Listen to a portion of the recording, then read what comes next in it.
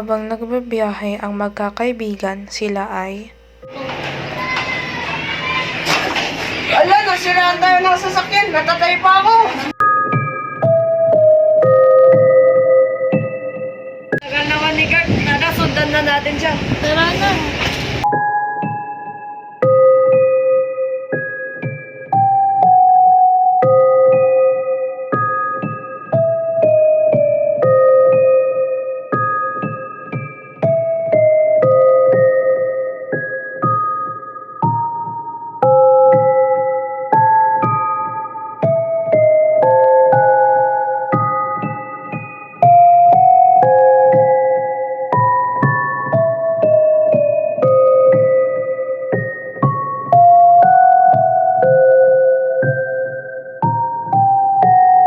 Yung may kwento ko sa bahay na yan.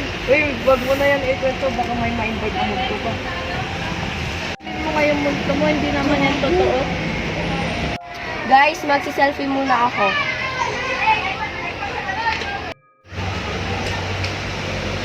Okay na to.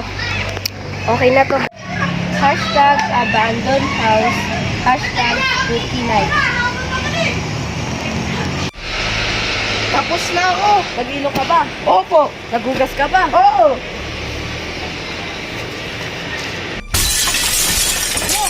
Ano yun?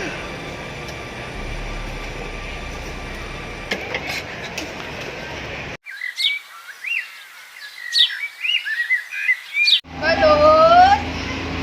Balot! Ah, nandyan na yung multo, boy! Saan? Ano? Nagbibenta lang yan ng balot! Ang pangit na mo ang multo! Ano ba yan? Nagtitinda lang yan ng balot. Wait lang, picturean ko muna si Amber. Wow! Nagbebenta lang eh!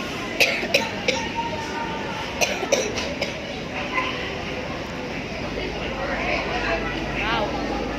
Ala, ba't may anino? Ha? Saan?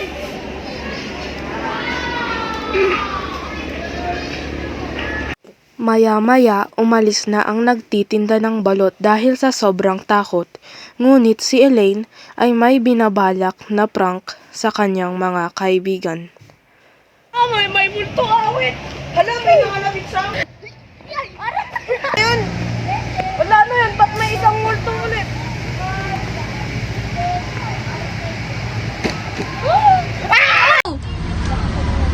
Sino po kayo? Ako lang naman ang pinakamagandang multo sa balat ng mundo. Pwede nga! Wala, mukhang lalaki! Takbo na kayo! Ba't sa akin yung... Ba't sa akin? Ba't sa akin ba? Ba't sa akin? Sa sobrang takot ng magkakaibigan, sila ay tumakbo. Ngunit sa hindi inaasahang pangyayari, nahila ng multo si Ayan. Uy! Wag! Wag po! Wag po! Bata pa ako! Virgin pa po! Virgin pa! Bakit po? Bakit? Ay, wag! Virgin pa ako!